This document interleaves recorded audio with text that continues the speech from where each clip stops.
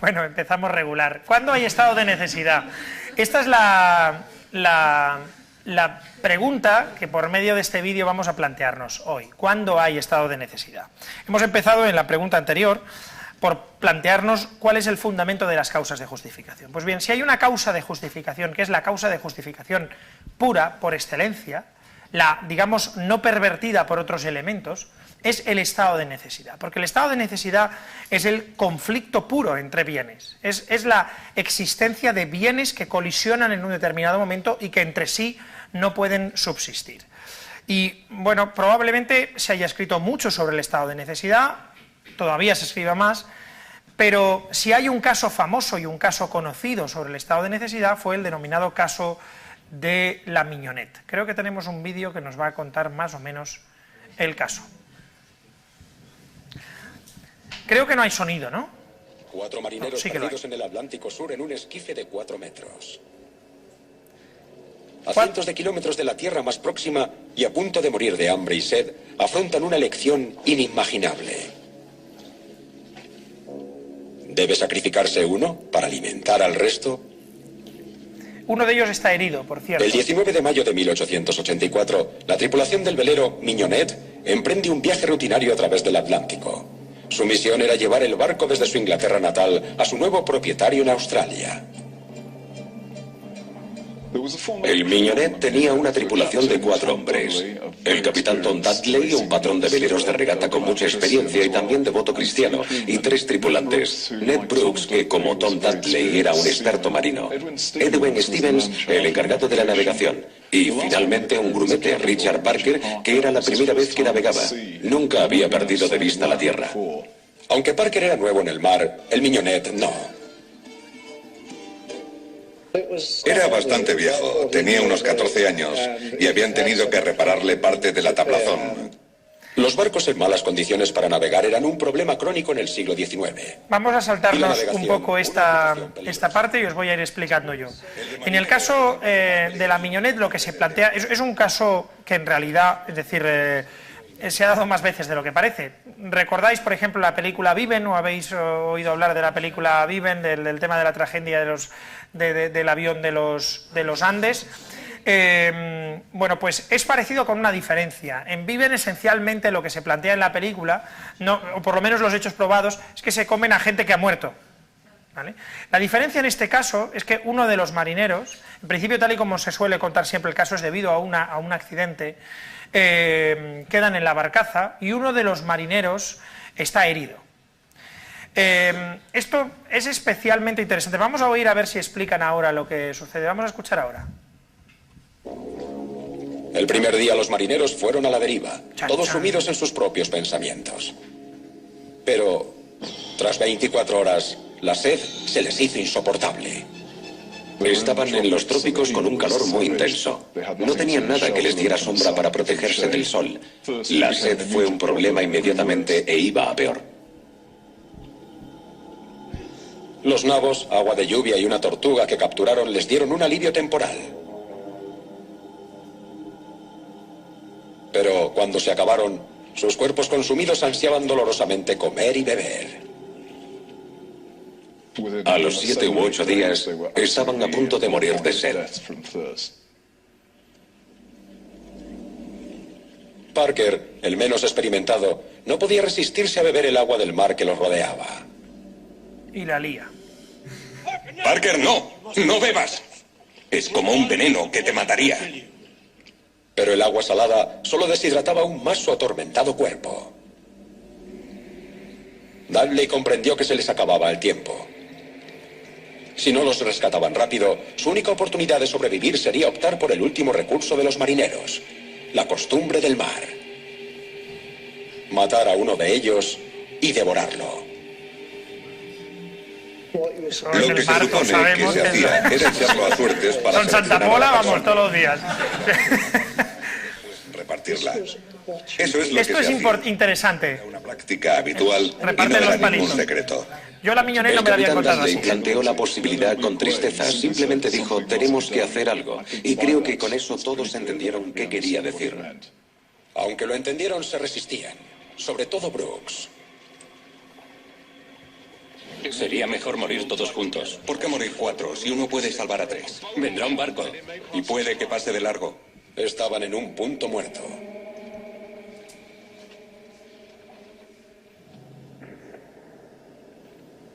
Pero después de casi 3 semanas sin ayuda, el joven Parker no pudo soportar más la implacable sed.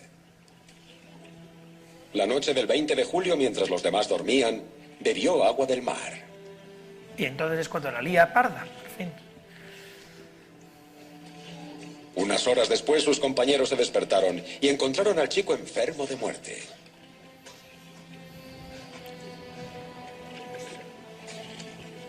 Al beber el agua del mar, Parker había sacado, de hecho, el palito corto. Si esperaban a que Richard Parker muriera, se le... El guionista es bueno, ¿eh? El palito. Ya sabéis lo que hay que hacer. No hablemos más de ello. No tiene sentido que muramos todos cuando uno puede salvarnos. A ¿Qué comer. hay de nuestras familias? El chico se moría de todas formas, nadie dependía de él, mientras que los demás estaban casados y tenían hijos. Si los hombres morían y no regresaban, eso es definitivo. sus hijos se convertirían en indigentes. A mí me parece y bien, podían ¿eh? acabar en un asilo. Creo que por esas razones pragmáticas el capitán Dudley dijo que Richard Parker debía morir. Tenemos que matar a Richard Parker. De ahí viene... Bueno, es broma. ¿Ya? Ah, no. 4 marineros desesperados habían naufragado en medio del Atlántico Sur. Y después de casi 3 semanas perdidos en Sí, el mar... vamos a dejarlo aquí un segundo. Vamos a ponerlo en pause. Vamos a ponerlo en pause el vídeo ahí con la cara de Richard Parker, que es el de después inventa la vía Parker. No, es broma. Es decir, ¿qué plantea este caso? Lo que este caso plantea es toda una serie de derivaciones que nos podemos, digamos, que podemos extraer de él, que nos deben llevarnos a discutir cuál es el fundamento del estado de necesidad y, por tanto, cuándo hay estado de necesidad, ¿vale? Nos podemos plantear si realmente Parker iba a morir de todas formas justo antes de que 2 de ellos se abalancen sobre él y lo maten. De hecho, parece ser, no sé cómo termina el caso en la pantalla, pero debería ser como yo me lo han explicado siempre, toda la vida, que es que finalmente lo matan y al día siguiente o a los 2 días parece ser que llegan a costa, con lo cual es posible que Parker hubiera vivido. El caso fue enjuiciado por los tribunales británicos y, bueno, después si queréis os digo cuál fue la resolución judicial. Se puede plantear si...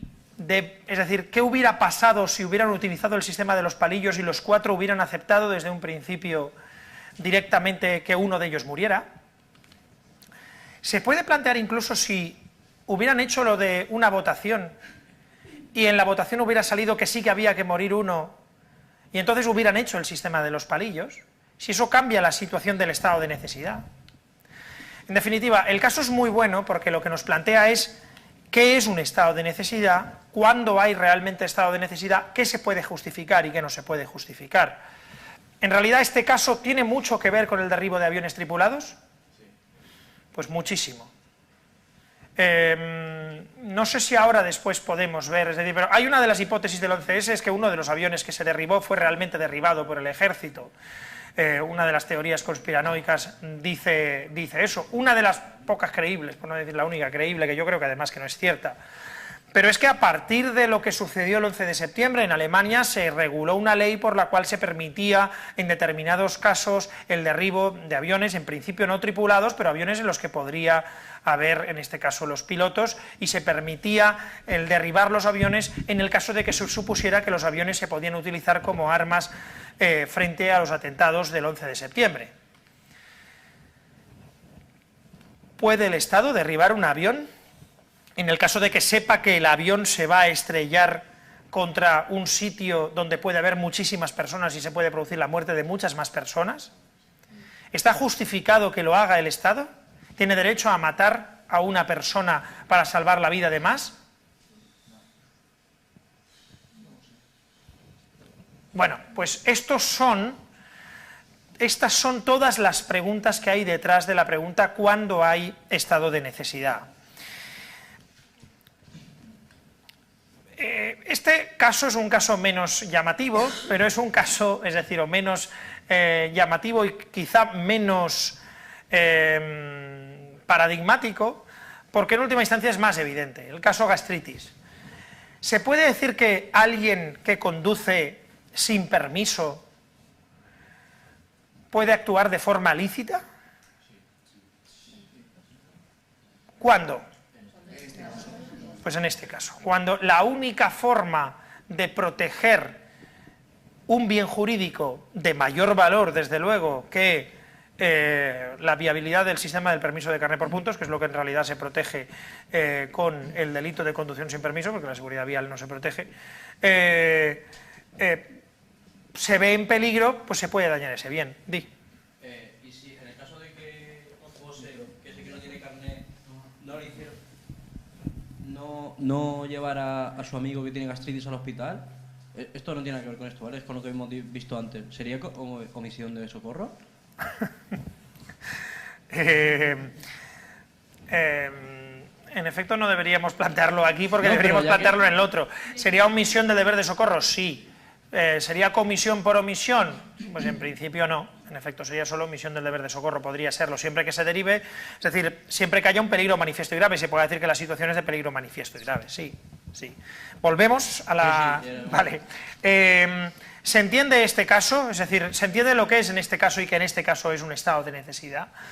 Bien, ¿qué es, por tanto, el estado de necesidad justificante? ¿Cuándo hay estado de necesidad? Bueno, un estado de necesidad básicamente es la colisión entre dos intereses que se produce de forma que la subsistencia de uno de ellos no es posible. ¿Se entiende esto? Colisionan dos bienes en un momento, una determinada dimensión espacio-temporal, de modo que para que uno subsista el otro tiene que ser dañado. Eso es un estado de necesidad. Lógicamente, eso se da en los casos de ejercicio legítimo de un derecho, deber, oficio o cargo. Sí, puede darse. En el caso de legítima defensa. Bien, entonces, ¿qué es el estado de necesidad? Pues la colisión entre bienes en casos que no haya ni agresión ilegítima ni una posición de legalidad que me permita hacer aquello que permitiría salvar mi bien. ¿Se entiende o no? Es decir, ¿una legítima defensa es un estado de necesidad? No, porque la agresión ilegítima modifica el conflicto entre intereses. En un estado de necesidad hay un conflicto entre intereses puro. ¿Qué tenemos? La vida de Parker y la vida de los demás. ¿Podemos volver a poner el vídeo desde donde estaba? A ver si nos sale, si tenemos a Parker con la cara de pena. Es decir, la única forma de que vivan los demás es que muera Parker. Este hombre no sabemos quién es. Había hecho lo correcto. ¿Por qué lo detenían? Fueron detenidos porque hacía tiempo que el gobierno quería prohibir por ley la costumbre del mar. No, vayamos un poco más atrás, antes de que... Aunque fuera para sobrevivir, no era sed. No tanto, yo creo que un poco más adelante. El capitán Tom Dudley tomó una atroz decisión. Dado que el grumete Richard Parker estaba sumamente enfermo por haber bebido agua de mar, decidieron sacrificarlo para que los demás sobrevivieran consumiendo su carne y su sangre. Pero con nueva cocina, ¿eh? Dudley apuñaló a Parker en la garganta, recogiendo la sangre del chico al brotar de su cuerpo.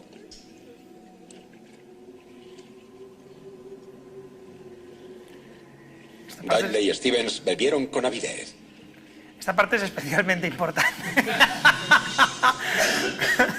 Brooks, que había protestado enérgicamente ante la decisión de Dudley, no pudo resistirse. Me parece mal, pero yo qué sé, pasamos un poco. Idea de cómo era Brooks. Que rule. Sin duda, no participó activamente en el asesinato de Richard Parker, pero enseguida exigió su parte de sangre. Con la sed saciada de momento, los tres hombres empezaron a consumir el cuerpo del chico. Sí, esto podemos pasarlo. No te comas todos los cacahuetes, pero es más o menos eso. Es más o menos eso, sí. comemos tataki de atún. Es decir, El tampoco nos 24º día escandalicemos. de este horrible suplicio, cuando el capitán Tom Dudley temía que tendrían que volver a recurrir a la costumbre del mar, apareció en el horizonte un barco alemán. Ahí, el barco alemán, eso me ¡Un interesa. barco! ¡Un barco! ¡Socorro! ¡Socorro! ¡Socorro! Y todos empezaron a Por suerte para ponerle ellos, el tiritas a capitán del Parker. barco la situación y lo rescató. Durante 2 semanas, Dudley, Brooks y Stevens no hicieron más que comer y dormir, sanando lentamente sus cuerpos maltrechos. Vale, aquí nos quedamos. Paramos aquí un segundo. Lo que hemos visto antes era que decían que por qué fueron enjuiciados o por qué fueron detenidos, porque quería cambiarse la legislación o la legislación que permitía tal. Bueno, olvidémonos de qué legislación permitía, olvidémonos básicamente del contexto de la época y pongámoslo en un contexto actual. Es decir, ¿estaríamos ante un delito de homicidio, sí o no? La pregunta es si existe, es decir, un homicidio permitido. ¿Se aplica en este caso la regla facultativa que dice que en estado de necesidad protejas el bien, sí o no? Es decir, aquí hay varios elementos a tener en cuenta. Uno de los elementos fundamentales era, ¿iba a vivir Parker? Ya, en efecto, no se sabe.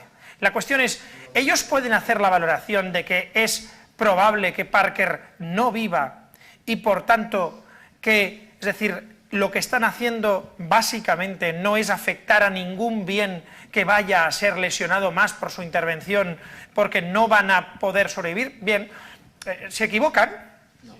Sí, se equivocan porque llega un barco al poco tiempo. Entonces, ¿ante qué estaríamos?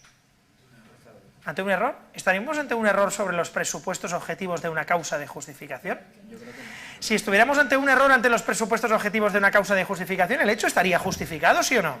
Sería un error de tipo. Por tanto, estaríamos hablando de un hecho que está justificado. ¿Es esta la resolución del caso, sí o no? ¿Por qué dices que no, Flavia? ¿Cómo va a ser un error algo?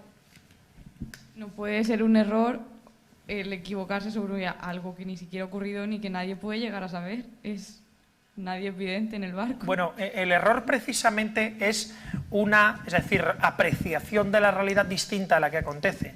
Ellos pueden creer que no va a llegar el barco, que el barco... Llevan 3 semanas, es decir, pueden presumir que van a tardar a saber cuánto tiempo y tienen la imperiosa necesidad de, es decir, comer o beber algo, si no, va a producirse la muerte de ellos. ¿Están en error, sí o no? Sí, pero es un error irrelevante porque no vale menos la vida de alguien que está a punto de morir. Vale lo mismo. ¿Estamos de acuerdo? ¿Es un error relevante o es irrelevante? A ver, Adonis. O sea, es un error, pero... ¿Es un error, sí o no? Para mí no. ¿Por qué no? O sea, el error, porque ellos no pueden, o sea, llevan 3 semanas en alta mar, solo, muertos de insolación, con sed y con hambre, y no han visto un barco, ni una gaviota, ni nada. O sea, yo qué sé, yo no pueden prever que ahora de repente, sin ton ni son, va a aparecer en la costa un barco, o yo qué sé, una sirena y lo va a llevar al fondo del mar a vivir. Bueno, pero sabes que la posibilidad está ahí, No, no lo saben, por eso es un error. Estamos diciendo en el fondo lo mismo, Adonis. No se lo es decir, representan bajo ningún tipo de... Bien, por eso, es decir, es un Pero error. eso mismo no es un error. No, sí, es un error porque el barco aparece. Pero, a ver, pero ¿cómo pasa un error algo que aparece, que pasa 3 días después? Sí, es decir, lo que es un error no es que aparezca el barco. Lo que es un error es cuando ellos creen que la única forma de comer y de beber, es decir, y la única forma de salvarse va a ser ¿cuál? Comerse a tal. No es cierto. Si hubieran esperado unas horas, hubiera aparecido el barco. Por tanto, eso es el error. ¿O se hubieran muerto? No. Conforme a los hechos probados, parece que no. Parece que no. La cuestión es que es verdad que ellos no lo saben. A ver, o sea... Ellos, pregunta, Adonis, cambia la pregunta. La pregunta es, ¿ellos pueden prever que va a pasar el barco? Pregunta, contesta mi pregunta, no te líes. Vale, pero contesta no me mi cortes, pregunta. como haces siempre. No, Déjame contesta mi pregunta, explayarme. Adonis, no te corto. Contesta mi pregunta. ¿Ellos pueden prever que va a aparecer el barco? Cruzarse con un barco se tienen que cruzar con un barco. No. Porque se lo tienen que cruzar Adonis, sí o sí. Adonis, Pero Adonis, espera. escúchame, contesta mi pregunta. Ellos pueden prever que van a cruzarse con un barco No. dentro de muy poco. No. No, bien. Entonces, si ellos hubieran esperado al barco, si yo te corto no es para demostrarte ya lo algo, sino para establecer la forma en la que tú tienes que pensarlo, ¿vale? Ellos deberían haber, si hubieran esperado, mejor dicho, hubieran, digamos, sobrevivido sin necesidad de matar a este. A hechos probados, sí. Por tanto, la pregunta es, ¿teníamos realmente un estado de necesidad? Es decir, ¿había realmente un estado de necesidad? Para mí sí, llevaban 3 semanas ahí. Pregunta, ¿cuáles son los elementos que tiene que haber para que haya un estado de necesidad? Primero, lo veremos después, pero primero, probabilidad inminente del riesgo.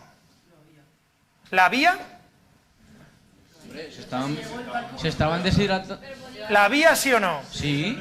Es decir, para que haya un estado de necesidad, lo que tiene que haber es una colisión entre bienes, de forma que el único modo de que subsista un bien sea la lesión del otro. ¿Eso era así, sí o no? Sí. No. No, porque iba a llegar el barco. Pero es que eso no pueden saberlo en el momento de decidir. Claro que no, por eso es un error. No lo pueden saber. ¿Estamos de acuerdo, sí o no?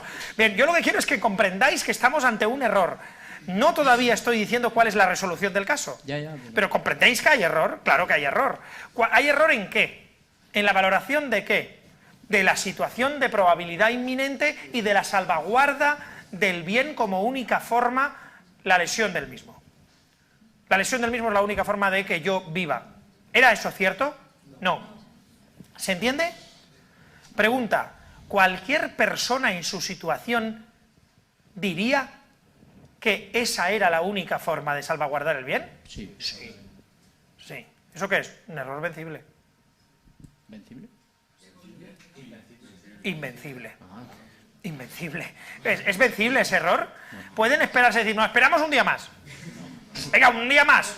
Aguanta, Parker. No, evidentemente, no. Una pregunta. Lo de aguanta Parker, por cierto, por lo que dices de aguanta Parker. Claro, ¿no pueden esperar a que muera? Sí, pero... No pueden esperar a que muera porque si va a morir dicen, hombre, ¿qué pasa? ¿Que me lo quiero comer calentito? No, pero ninguno es médico, a lo mejor no saben lo que va a aguantar o lo que no.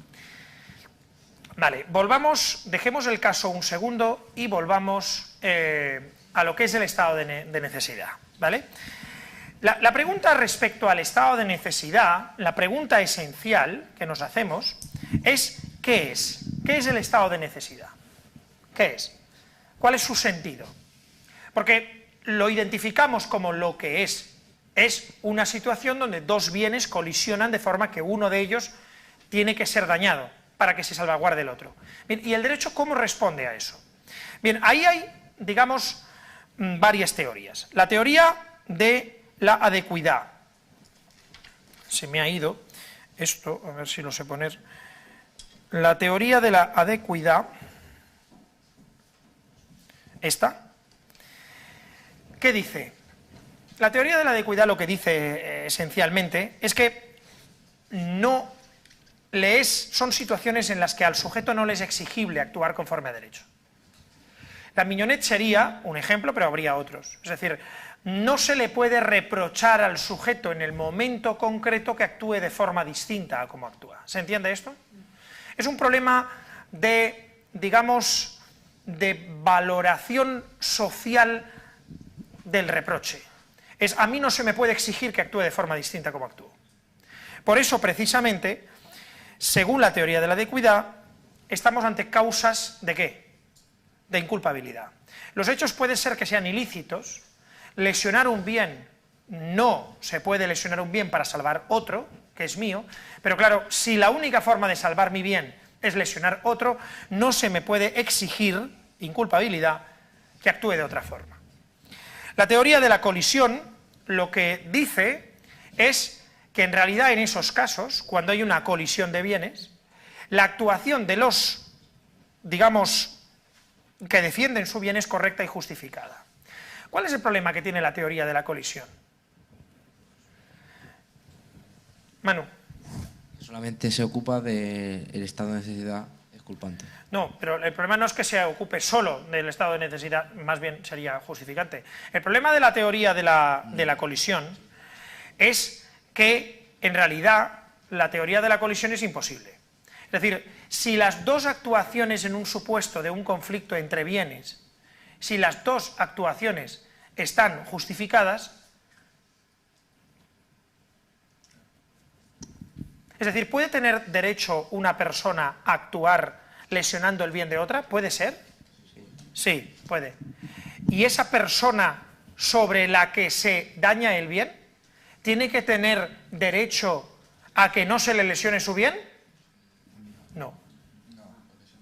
Pregunta, insisto, a ver, concentraos, mordiéndoos las uñas o sin. A ver, ¿puede ser que una persona tenga derecho a lesionar el bien de otra? ¿Sí o no? Es posible, sí. En ese caso, ¿es posible que esa persona a su vez tenga derecho a que no lesionen su bien? No. ¿Tiene que tener qué? No, ella, ¿qué tiene que tener? El deber de recibir la lesión. ¿Sí o no? Sí. Por tanto, ¿es posible que haya una actuación correcta y justificada cuando colisionan dos bienes? No. Bueno, sí. ¿En qué caso? En que establezcamos una diferencia tan significativa entre los bienes que sea posible que un bien sea preponderante frente a otro y que, por tanto, lo siento, mala suerte, tienes que perder tu bien para que el otro sea protegido. ¿Se entiende esto? ¿Se entiende o no? ¿En serio? Es decir, el patrón de un barco o el que ha pagado al patrón de un barco, imaginaos que el que ha pagado que le lleven una carga, llegan sin carga y le dicen, lo he tenido que tirar al mar. Dicen, bien, pues págame la carga. Es posible que el tipo, estamos hablando ya no de penal, sino de términos de licitud, ¿es posible que el tipo le diga, no te pago la carga? Sí. ¿En qué caso? En el caso de que tuviera derecho a tirar la carga. ¿Y en qué caso tendría derecho a dañar la propiedad del otro tipo? ¿En qué caso? En el caso de que solo así pudiera salvaguardar bienes de más interés. ¿Se entiende, sí o no? ¿Se entiende esto? Bien. Por eso, en la actualidad se sigue la teoría, la denominada teoría de la diferenciación. ¿Qué dice la teoría de la diferenciación? Lo que dice es que en el caso de que los valores sean iguales entre sí, lo que estamos es ante una causa de inexigibilidad. Es decir, cuando confluyen dos bienes jurídicos del mismo valor, si se lesiona uno de ellos, el que lo lesiona, ¿se le puede decir que actúa conforme a derecho, sí o no? No. ¿Por qué? Porque si decimos que actúa conforme a derecho, estamos diciendo que éste tendría que soportar su ataque. ¿Y este por qué tiene que soportar su ataque? ¿En qué caso podría éste soportar el ataque de este cuando los bienes son iguales? ¿En qué caso tendría que soportarlo? De legítima defensa. Legítima defensa, cuando él ha empezado agrediéndolo de forma ilegítima. Porque entonces se pone en una situación de contrariedad al derecho. ¿Se entiende esto? Pero si no es así, ¿qué ocurre? Pues que, bueno, cada uno tiene derecho, entre comillas, ¿a qué? A salvarse, cada uno. Bien, ¿eso es una cuestión de tener derecho a? No. Es una cuestión de que no se me puede exigir que actúe de forma como yo actúo, pero desde luego no actúo en términos de licitud. ¿Se entiende? Bien, ¿eso qué sería? Una causa de inexigibilidad y, por tanto, que elimina ¿qué? La culpabilidad. La culpabilidad. Pero el hecho típico y antijurídico cuando yo mato a alguien sigue existiendo. ¿Se entiende o no? Bien. Cuando son valores diferentes y el valor que yo protejo es de mayor valor, el bien que yo protejo es de mayor valor que el bien que yo lesiono, entonces, ¿qué dice el derecho? Estamos hablando de una colisión. La única forma de proteger, ¿cuál es la función del derecho penal? Proteger el bien. La única forma de hacerlo, ¿cuál es en este caso? Lesionar otro bien. Por eso, ¿qué decimos? Que tienes el derecho, e incluso el deber casi, de proteger ese bien. ¿Se entiende? ¿Por qué ha planteado Adonis lo de si podría ser el tipo que no lleva en gastritis una omisión? porque en realidad es lo que acabamos de decir antes, de que en cierta medida las normas facultativas se parecen ¿a qué? A las normas prescriptivas. Estoy en una posición en la que estoy obligado para salvar ese bien a actuar de la forma en la que actúo. De momento, en la norma facultativa lo que estamos diciendo es, tengo derecho a actuar de la forma en la que actúo porque la única forma para salvar la vida es lesionar el patrimonio. ¿Estamos de acuerdo, sí o no? ¿Se entiende? ¿Y si la única forma de salvar el patrimonio es lesionar la vida? No hay estado de necesidad justificante, pero sí estado de necesidad excusante, ¿vale? Si la única forma que tengo de proteger mi patrimonio es lesionar la vida de otro, por ejemplo, una carga millonaria, y hay un marinero, es la carga o el marinero, y digo, joder, es que mucha pasta. No es estado de necesidad, hay un conflicto de intereses, ¿hay estado de necesidad, sí o no? Pero no son equiparables. Evidentemente. ¿Y cuál es la finalidad del derecho penal? Proteger determinados intereses. ¿Se entiende esto? ¿De qué estamos hablando ahora? De dos conflictos. Conflicto entre bien que se protege mayor que el bien que se lesiona. Estado de necesidad. Bien que se protege menor que el que lesiona. ¿Estado de necesidad? No, nada. Bien que se protege y bien que se lesionan son iguales. Estado de necesidad excusante. ¿Se entiende o no? Bien. El artículo 20 del Código Penal establece la eximente en el caso de que se dañe un bien, que siempre que el mal causado no sea mayor que el que se trate de evitar. Ahí que está hablando del estado de necesidad, ¿de qué forma? De los dos, del justificante y del excusante. La cuestión es, ¿diferencia entre uno y otro? Por tanto, las consecuencias de que haya estado de necesidad justificante o excusante son distintas, ¿sí o no? ¿Sí o no? Sí, evidentemente que lo son. ¿Por qué son distintas? Porque un estado de necesidad justificante es un hecho conforme a derecho, un hecho que ni siquiera en realidad es típico, y un estado de necesidad excusante es un hecho que no es culpable, pero que da lugar a ¿qué? A responsabilidad civil, etcétera, etcétera, etcétera. ¿Se entiende? Es por tanto importante distinguir entre el estado de necesidad justificante y excusante en cada caso concreto. ¿Se entiende o no? Bien. ¿Cuáles son los requisitos, por tanto, del estado de necesidad? Bueno, pues tenemos que encontrarnos ante una situación de riesgo ante la cual la única forma de salvar el mismo es la salvaguarda, una probabilidad inminente del daño al bien jurídico con la necesidad de lesionar.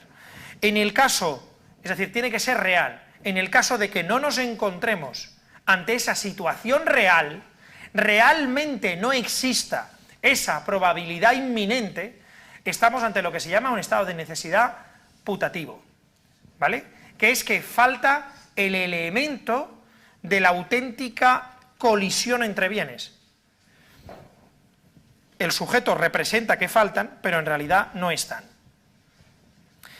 ¿Podemos volver a poner el vídeo desde donde lo hemos dejado, el caso de la Mignonette, para ver qué plantean? Yo incluso plantearía un poco más adelante, para ver si dicen cómo se resolvió por parte de los tribunales.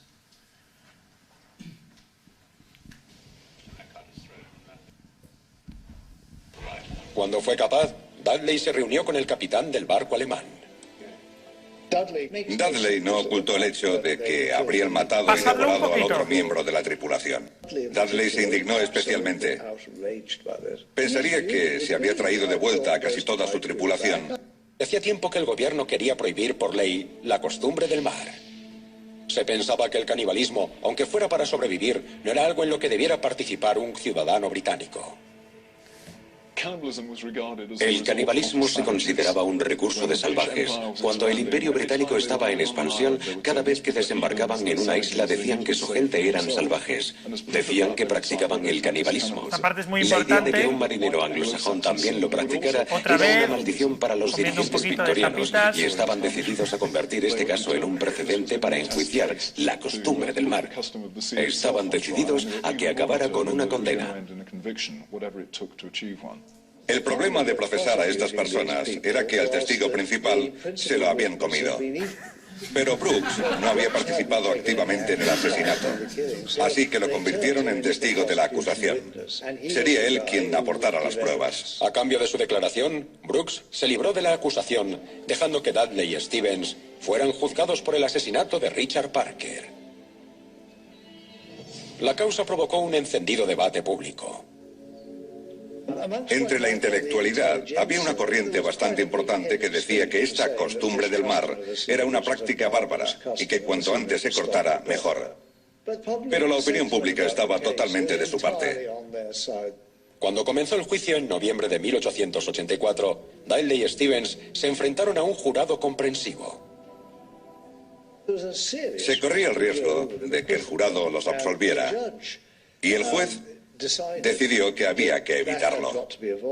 Así que, con mano dura, obligó al jurado a aceptar un crítico procedimiento legal denominado veredicto especial, que daba al juez plenos poderes sobre el caso. El jurado estaba limitado a asentir. Les presentaban un documento y les preguntaban, ¿vale así? Y claro, respondían que sí. Todos estaban intimidados, así que lo aceptaban.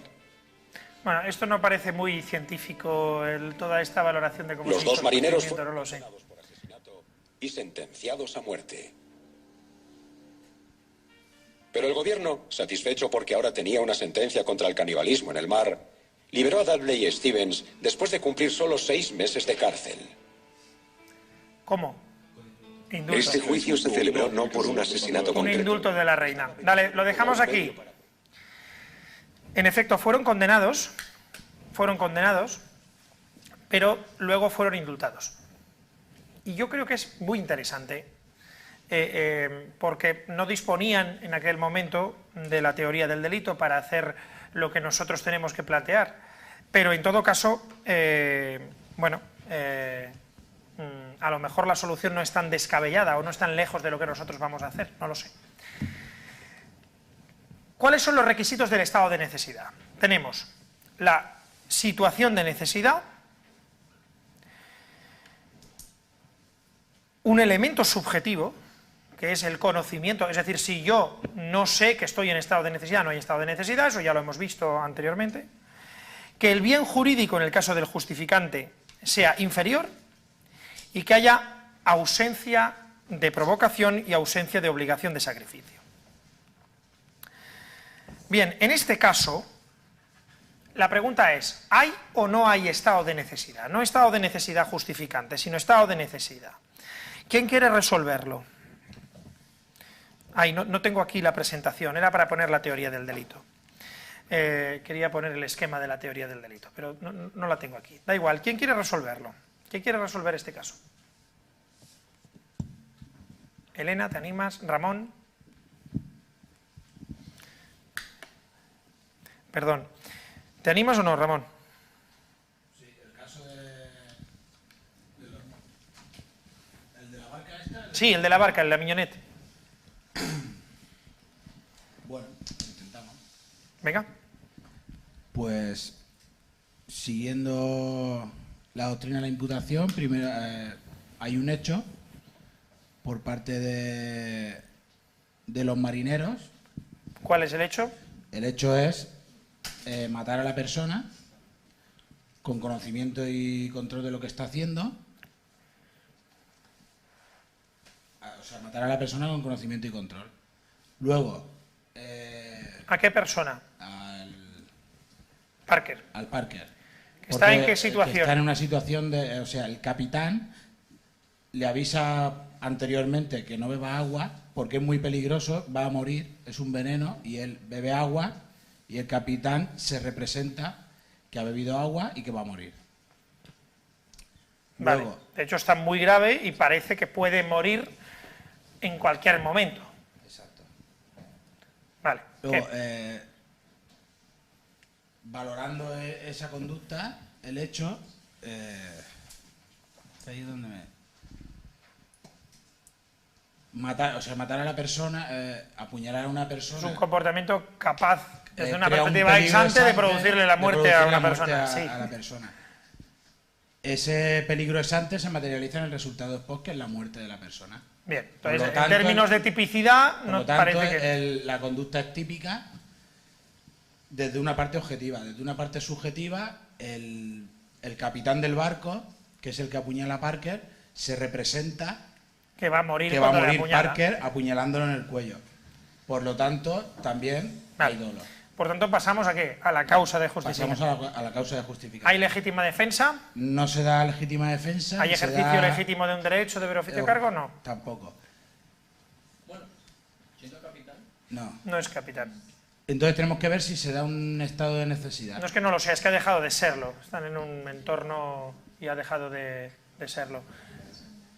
Sigamos. Si tenemos que ver si se produce un estado de necesidad. ¿Ese esquema qué es? A ver.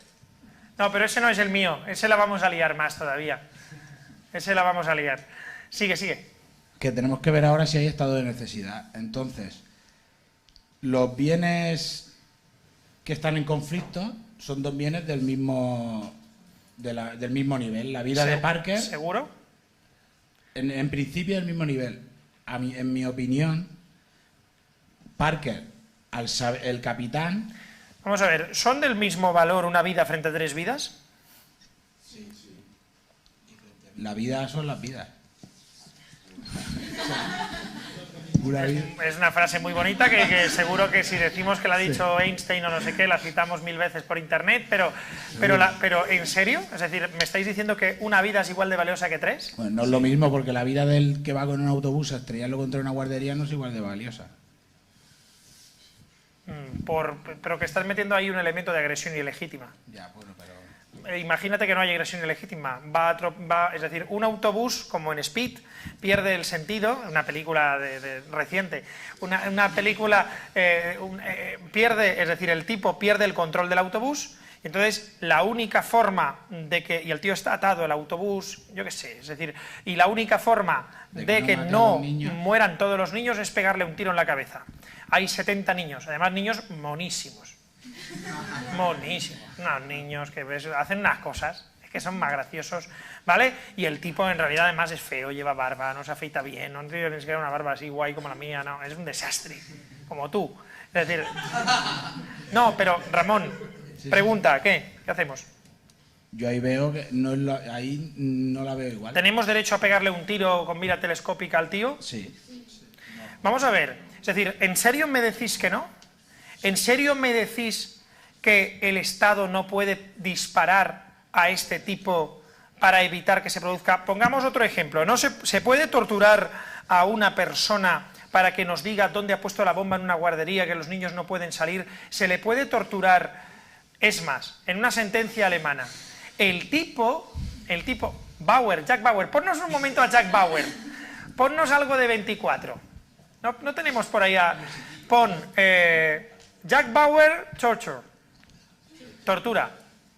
torture. Es decir, ¿en serio no puede el Estado, no tiene derecho el Estado a... es que estamos en pleno momento de auge, ahora vamos a tener un montón de normas, reformas del Código Penal que van a ser una maravilla, hombre. No sé cómo sugestas tú normalmente, es decir... Un momento. Where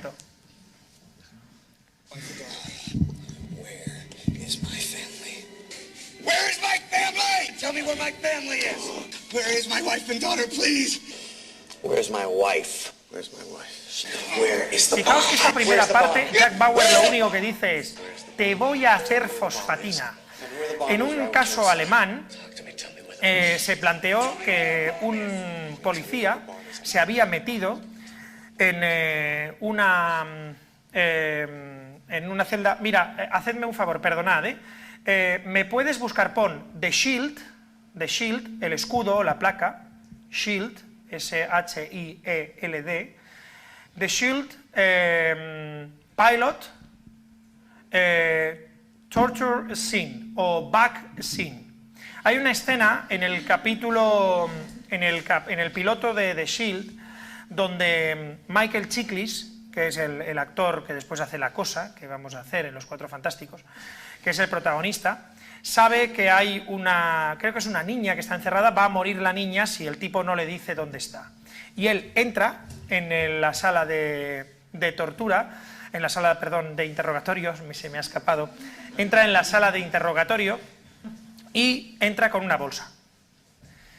Y no me acuerdo bien cómo lo hace, pero entra con una bolsa y el otro le dice, ¿tú qué eres, el poli malo?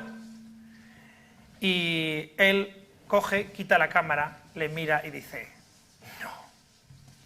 Y empieza a sacar una serie de cosas de la bolsa. ¿Vale? A ver si... creo que es esta. No. No, esto sigue siendo Jack Bauer. En definitiva, la escena que os digo de The Shield es parecida. Lo que hace el tipo no es torturarle, es amenazar con torturarle. Saca una cinta, saca un cipo, saca un pequeño cuchillo y nada más. Saca eso. Y con eso el tipo canta la Traviata. ¿Vale? Y dice dónde está la niña y salvan la vida de la niña. Pregunta. ¿Hay una infracción de la normativa administrativa que prohíbe la amenaza de torturas? ¿Sí o no? Sí. Pregunta. ¿Hay estado de necesidad en ese caso por parte del policía?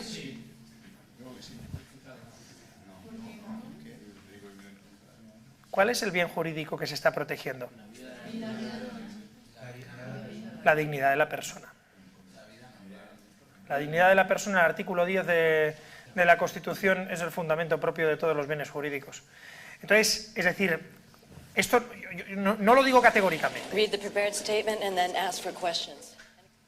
Estamos en ello, estamos buscándola. Si la encontráis, la ponéis. La escena es absolutamente espectacular. En realidad, el piloto de la primera temporada de The Shield es una de las cosas más brutales que se han hecho en televisión.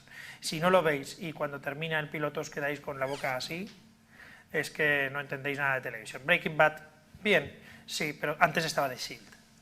Antes, mucho antes. Ahora estamos todos aquí alucinados con Breaking Bad. No, no es. Es que es el primer capítulo... A ver... ¿Es el primer capítulo este, el piloto? Sí.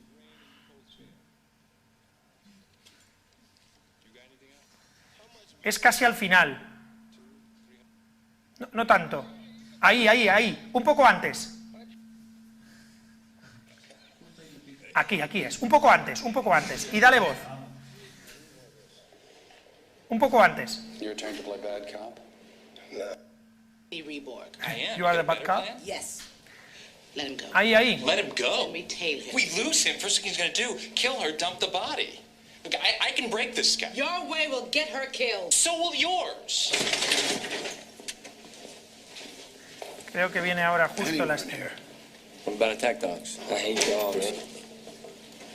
I need you. Te necesito. ¿Eso lo hemos entendido? ¿Quién?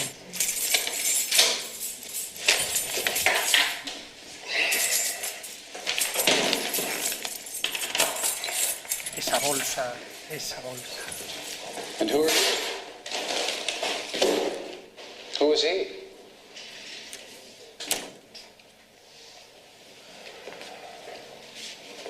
You know what you're doing, son?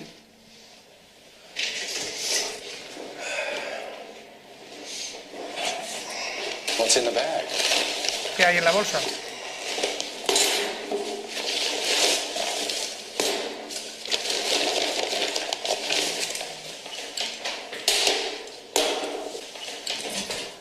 Una navaja, un tipo. It's what I'm going to use to get you to tell me what Jenny Reborg is. Your turn to play bad cop?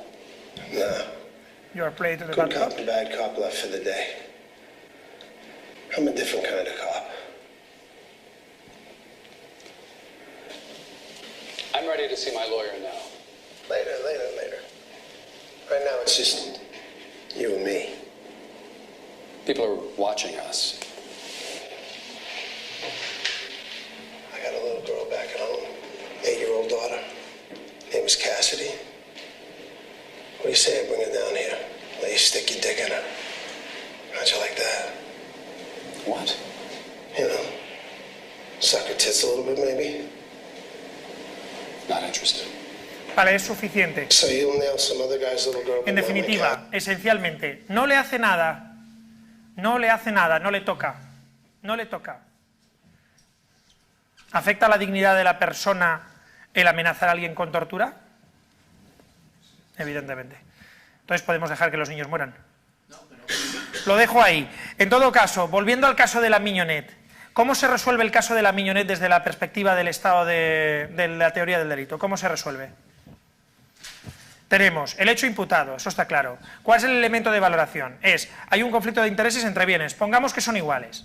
Pongamos que son iguales. Sí, yo creo que en este caso podríamos llegar a que son iguales. Lo son.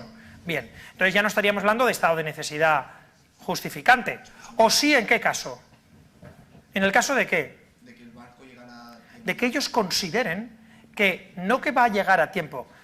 Sí, es decir, no de que no va a sino de que no va a llegar a tiempo. Es decir, de que consideren además que no solo que el barco no va a llegar a tiempo, ¿qué más? Que no son iguales. Que no son iguales, ¿por qué? Porque va a morir. Y es que yo creo que el capitán, cuando en el momento de antes que le dice no bebas agua salada, que es un veneno, entonces el capitán ya no tiene ese bien jurídico suyo, la vida de Parker, al mismo nivel. Porque sabe que va a morir. Él se representa que va a morir por beber el agua de mar. Y como no se representa que el barco vaya a llegar, porque llevan 3 semanas en el mar, él dice, va a morir. O sea, él tiene la representación de que Parker va a morir. Su vida... En ese caso, ¿qué podría ser? Justificante. ¿Sí o no? ¿Por qué justificante? ¿Por qué no? Manu, José.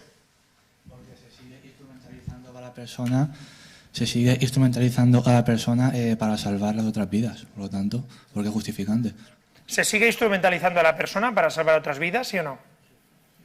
Vamos a ver, ¿está muerto la persona? ¿Cuándo sería un error que afecta que el Estado sea justificante? En el caso de que yo crea que la persona ha muerto. Pero si la persona no ha muerto, seguiríamos en el caso de ¿qué? De que estoy lesionando la vida de la persona. Por tanto, sería que... Mismo bien. Bien, entonces... ¿Qué estamos? Ante una colisión. ¿Estado de necesidad qué? Excusante. ¿Se dan los presupuestos de un estado de necesidad excusante, sí o no? ¿Hay un estado de necesidad excusante, sí o no? No porque hay error. Entonces, ¿qué es lo que habría? Un error sobre la presencia de un estado de necesidad excusante. ¿Sí o no? Por tanto, ¿podría apreciarse el estado de necesidad excusante en este caso? Yo creo que sí, se puede apreciar, es decir, vamos a ver, ¿se entiende que estamos ante un caso que no elimina la justificación? ¿Podría eliminar la culpabilidad? En términos de reproche, ¿podemos reprocharle a las personas que actuaran como actuaron? ¿Cómo lo concretamos eso en la teoría del delito? En que no se dan aparentemente los elementos, digamos, objetivos que darían lugar al estado de necesidad. Es decir, no está en una situación de conflicto, pero el sujeto cree que está en una situación de conflicto tal que la única forma de... ¿Se le puede reprochar que actúe de forma distinta como actúa? Bien, ¿se entiende? ¿Cuándo hay estado de necesidad? Por tanto, la pregunta, bueno, pues hay 2 tipos de estado de necesidad. ¿Cuándo hay estado de necesidad justificante? Cuando realmente se den todos los requisitos por los cuales se proteja. La única forma de proteger un bien de mayor valor que el que se lesiona sea actuar de la forma en la que se actúa. Y nos queda para hoy cuándo se actúa en legítima defensa.